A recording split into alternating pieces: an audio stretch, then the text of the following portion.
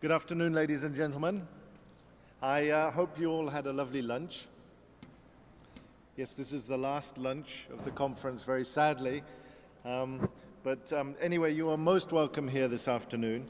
I'm very pleased and proud to introduce a good friend of mine, Ravinarayan Chakrakodi, who is a faculty member of the Regional Institute for English South India, based at Bangalore University in Karnataka. And Ravi has been there as faculty for 12 years now. I have been working with Ravi for at least, 3 years, and I always appreciate his comments and enthusiasm. And I know you're going to enjoy his talk on curriculum change and innovation with the new diploma in education. Thank you very much.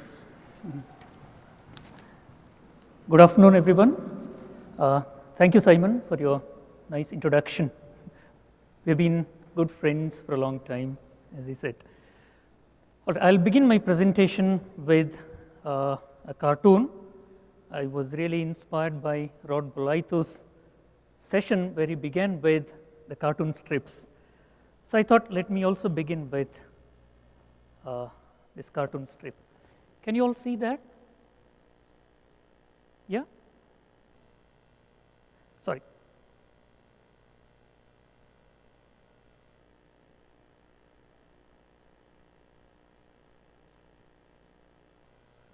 All right.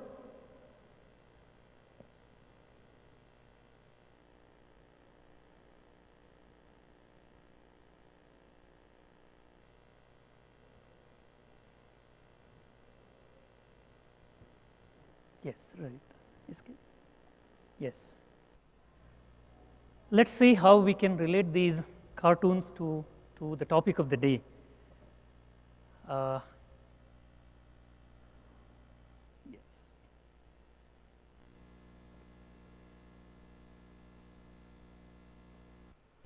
All right. So this presentation is titled as Curriculum Change and Innovation Insider's Perspective. And in this session, I'll be looking at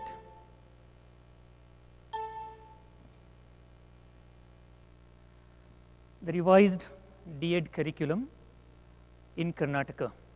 In some states, this course is called DLED, Diploma in Elementary Education, and in Karnataka we call it Diploma in Education, and the new course is titled as Karnataka Elementary Teacher Education Curriculum 2012, KE Tech 2012, not 2000, Tech 15, this is Tech 12. The revision process began in the year 2012, but the new curriculum was implemented in the year 2013. The rationale for the revision of the curriculum is, it's based on a few observations made by NCTE, National Council for Teacher Education, and NCFTE, and a research study done by the Regional Institute of Education, Mysore. So NCTE has made an interesting observation that curriculum of teacher education courses is outdated and it needs revision. And the National Curriculum Framework for Teacher Education has also made some recommendations for revising the elementary education curriculum. And there is a report by RIE Mysore on they have evaluated the D.Ed curriculum of Karnataka, and some of their recommendations are, for example, one with a special focus on English. These are the recommendations made by the RIE Mysore experts. The D.Ed curriculum does not reflect the needs and abilities of D.Ed students. And the second observation was that there's a need to look at the content enrichment program from different perspectives. Now, what is this content enrichment program? Before talking about that, let's look at the scenario in Karnataka as of now. I feel the teaching of English in Karnataka is at a crossroads today. There are few professionally trained English teachers in majority of government schools. You know this, at the elementary level, almost all the teachers teach English, and they're not professionally trained to teach English as a second language. And teachers' low proficiency in using the language is a major concern and has come in the way of providing rich comprehensible input to learners at the primary level. And I feel that prospective teachers should have rigorous training to meet the most stringent criterion. This phrase is from NCF 2005. So they'll have to have rigorous training to meet the most stringent criterion in second language pedagogy. Now the previous curriculum, which was there for more than 10 years, till 2013, see, these were some of the components we had in the previous curriculum. There was a course titled as Content Enrichment Course in English for the first 2 to 3 months, and this was taught for 40 hours in a year. So imagine, just for 40 hours in a year, and the course was only for the first 2 to 3 months in the whole academic year. And the main focus of this paper or course was on learning about the language and mastering basic sentence patterns in English, or in other words, the main focus was on grammar, and that too structural, traditional type of grammar. Whereas in the second year, there was content-based methodology of teaching English. So pedagogy was offered in the second year, and it's offered as a specialization only to those students who opted for it. It was an optional paper at the second year. So students take up this paper after a gap of 9 months. Students do not engage in English learning activities after the content enrichment course. They do in the initial 2 to 3 months. So there is almost a gap of 9 months. Now the present curriculum, which was revised in 2012, it took almost a year and a half. I won't talk about the process of revision. I'm more interested in the outcome and the impact of the new curriculum on students and teacher educators. So the present curriculum, in the first year, we have a paper titled as Communication Skills in English. And the objectives of this course are to develop the ability to listen to a stretch of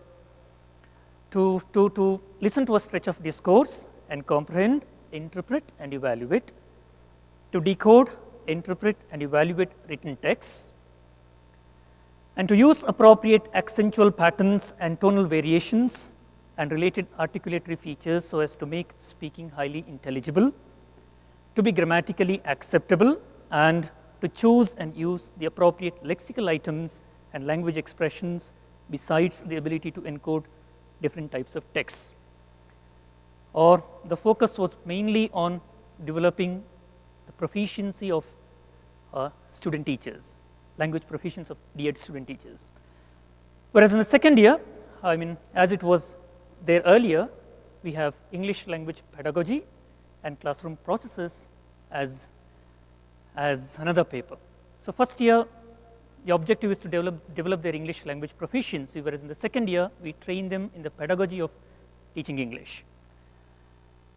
And first year course is for about 135 hours, which means we have 10 hours per month for theory and 10 hours per month for practice. We have theory and practice embedded, and the instruction is for 135 hours in the first year, and there is continuous assessment for 50 marks. And we have 5 units in the first year course. Unit 1 is titled as Spoken Skills, Listening and Speaking, which will be taught for 15 hours of theory and 20 hours of practical sessions. And Unit 2 is on Reading and Writing, 15 hours of theory and 15 hours of practice. Unit 3 is on Communicative Grammar, 15 plus 15. Unit 4 is on Language Functions, 10 plus 10 hours.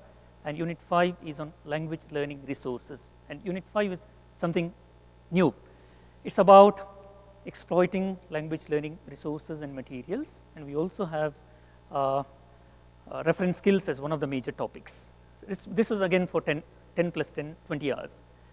And the practicals in Unit 5 get integrated into all the other units, like reference skills, exploiting materials and resources for developing English skills. These are integrated into all the other units, Unit 1, 2, 3, and 4. Right. In the second year, The course is titled as English Language Pedagogy in Classroom Processes, 10 hours per month for theory and 10 hours per month for practice. Total again 135 hours of instruction in the second year, and continuous assessment for not for 50 marks but for 100 marks. The interesting thing is that both the courses are compulsory in both the years. See, until last year, until 2013, English was offered as an optional subject. In the first year, it was there only for 3 months. In the second year, it was an optional paper. And hardly 50% of the students used to choose English as an optional paper. They were all, scared, they were frightened to opt for English as an optional paper. So what we have done is, realizing their needs and their expectations, we made English compulsory in the first year as well as second year. And the support provided to teacher educators. We had a face-to-face training for teacher educators for about 6 days. This was done in a cascade mode. And then we have prepared a teacher educator's handbook. This is again something which is very new to the entire state. The handbook it suggests some transactional strategies, some classroom strategies and activities for transacting the curriculum. Handbook has objectives, suggested strategies and activities, assessment pattern, assessment procedure, and all that. We have also prepared a source book for students, which has everything related to developing English language proficiency. And then we also have something called class talks, which is very special again. These talks are given by experts in the field on the relevant topics included in the new curriculum. For example, we have one talk by Dr. T. Balasubramanian on phonetics and phonology. He talks about stress, intonation patterns, and the sounds of English.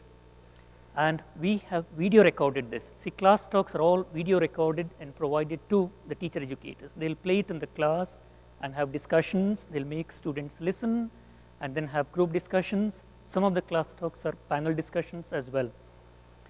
And then we also had a teleconference program for teacher educators to clarify some of their doubts during the course. Now,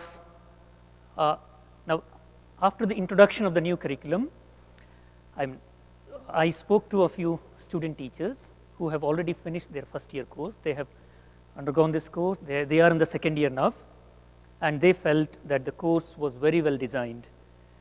I collected data from 50 students using questionnaires, and they said all the units are useful. Now, that's fine. Now, let's listen to teacher educators' views. I just have got a video clipping.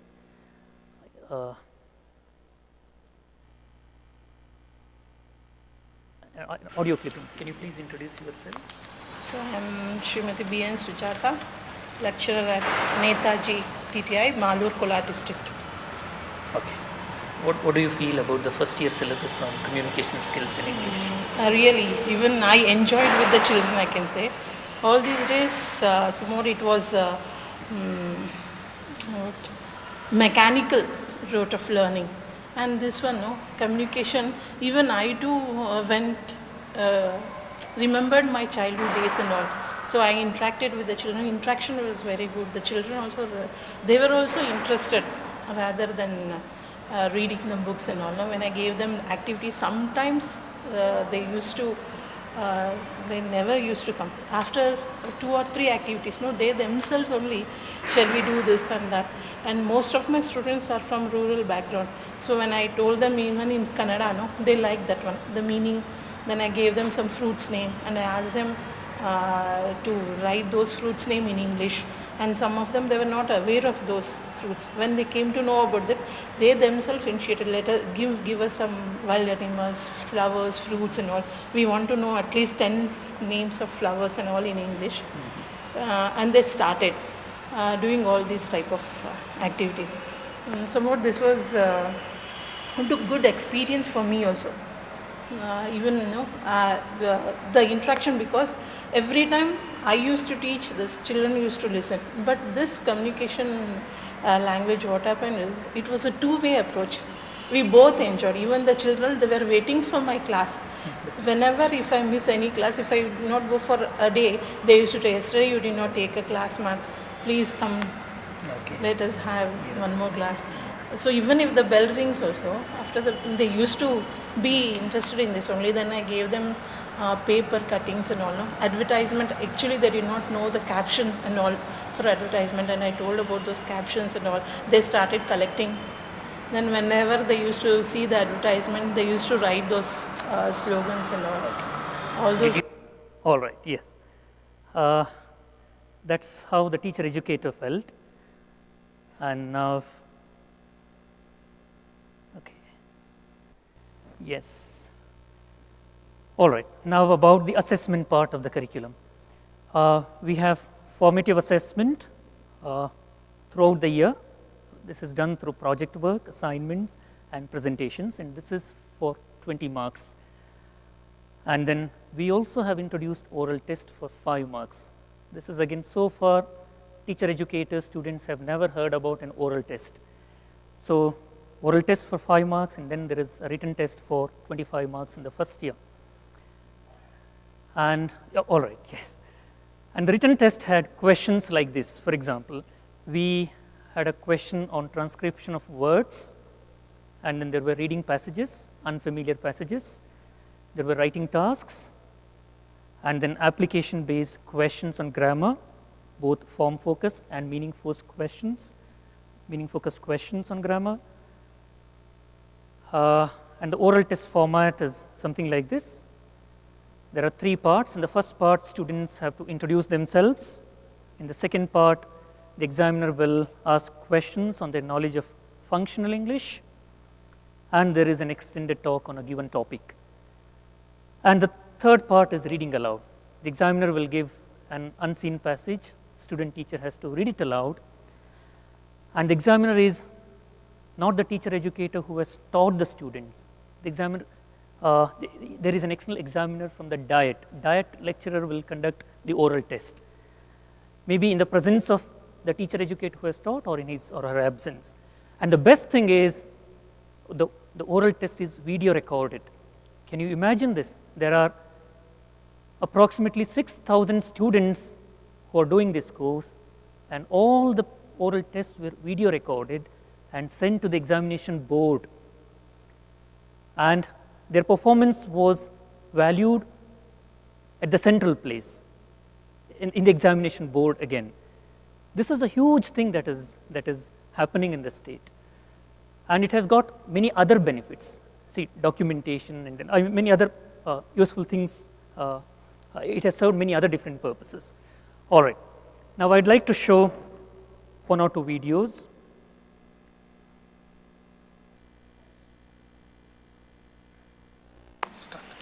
My name is Sushma. My register number is 2014 403 410. My father name is Suresh. My mother name is Indrama. My father working in agriculturist. My mother Anganwadi worker. My hobbies is dancing, singing, watching TV. I like to Mysore because it's a historical place. Select a blue card. Speak on the topic. My dream is I have I'm good dancer. Good dancer because I like to dance. I watching TV in another programs or is very much Bharatanatyam. So I like to my dance. Select a yellow card. Okay. Read it and answer. You are in need of money to pay off your examination fees. How would you request your friend?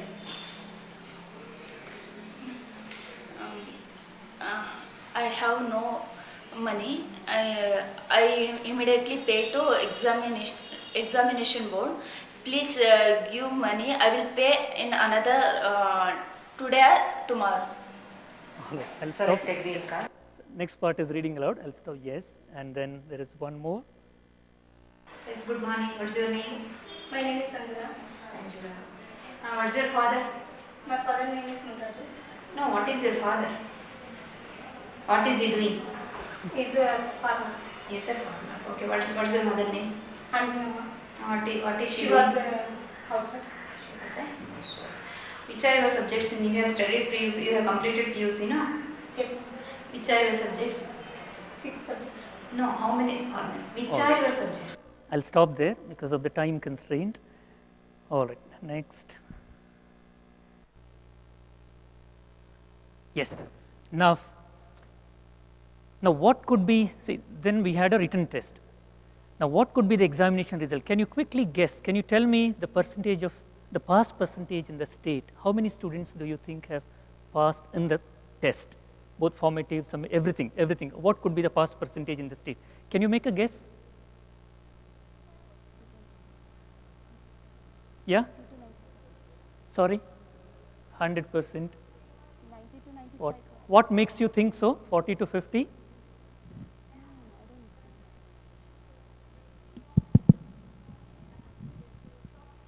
Uh-huh. But the teachers, they are at low level. They cannot come out in English. Student teachers. Yeah. Okay. But there is a written test, right, for 25 marks?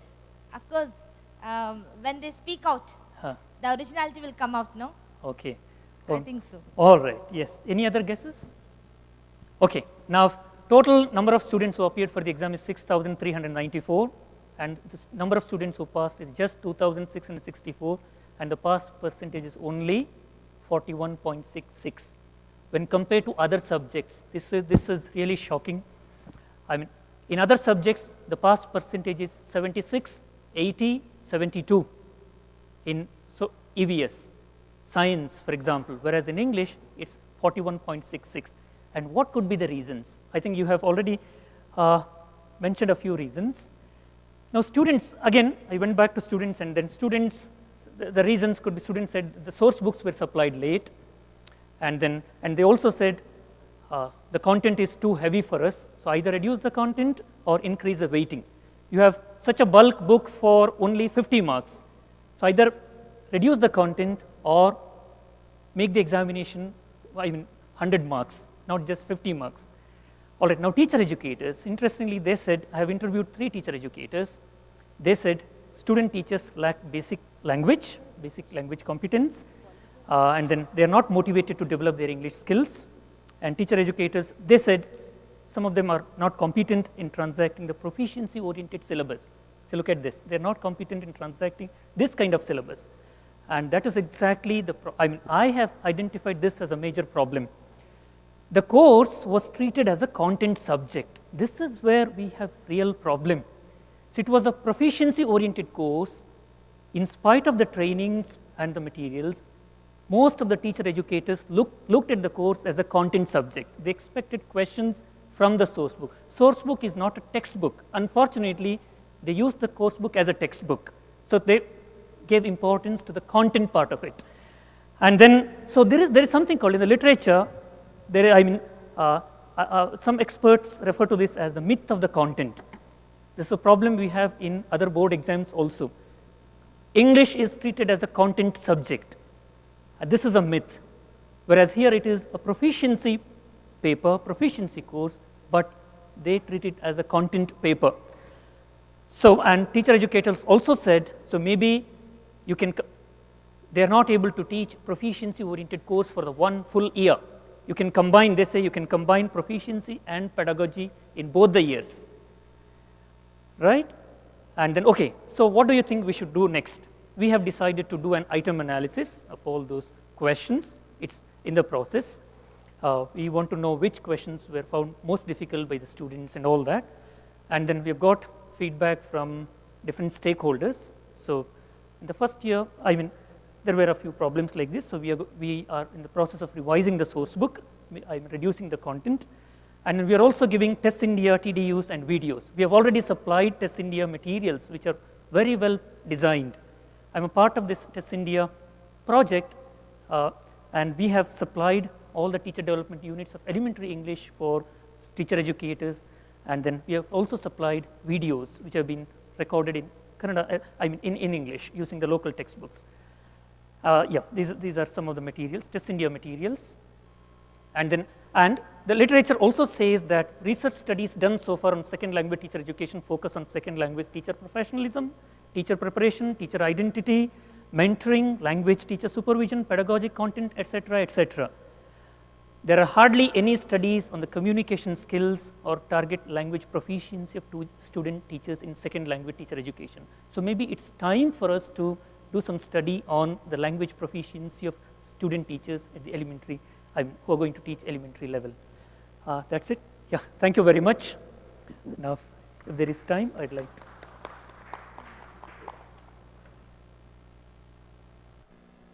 Thank you very much, Ravi. Thank you. Do we have any questions? We've got a couple of minutes for maybe just one or two questions.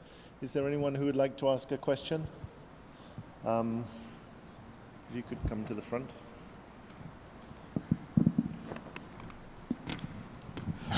Ravi, thank you for that interesting presentation. Thank you. Thank you. You said that the problem was with their proficiency skills. Yeah.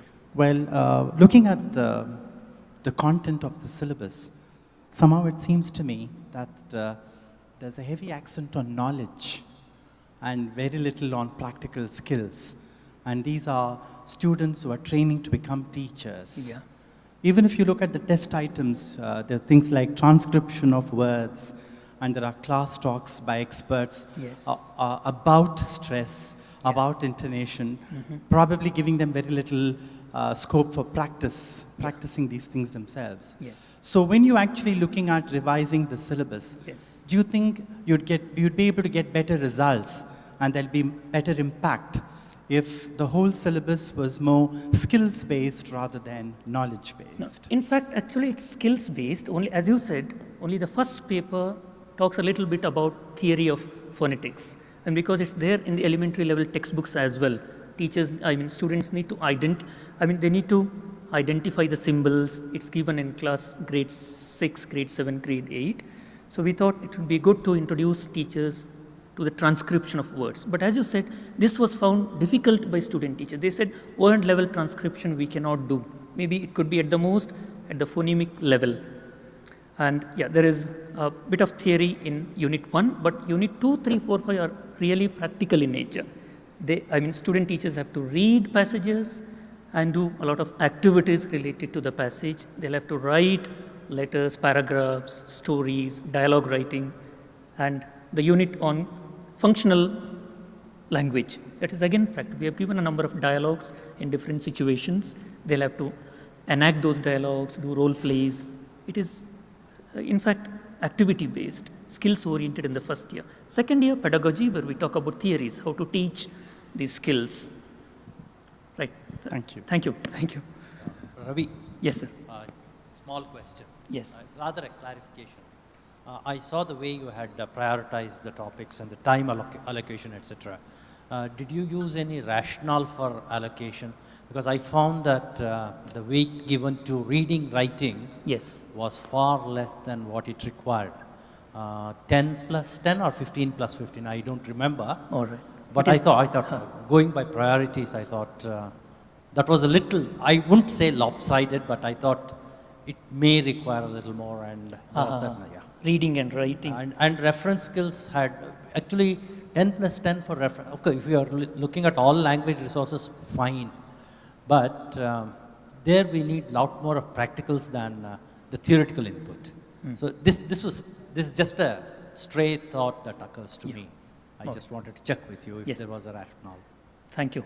Thank you. Actually, reading and writing is for 30 hours, 15 hours of actual reading and 15 hours of, practice again, looking at the textbooks and reading textbook passages and all that. I don't know if we can allot more hours for one particular unit. I'm not very sure, but maybe, yeah, they should. I'm not very sure, so 15 hours of, 15 plus 15, 30 hours are adequate, we feel. But yeah, maybe they need to get more practice in reading, writing, and yeah, I mean, that's a good point. Thank you. Thank you. Thank you very much. We're out of time now, but thank you very much. And if you have any further questions, you can grab Ravi before we all leave. So I'd like to say thank you. Thank you. Thank you. Thank you.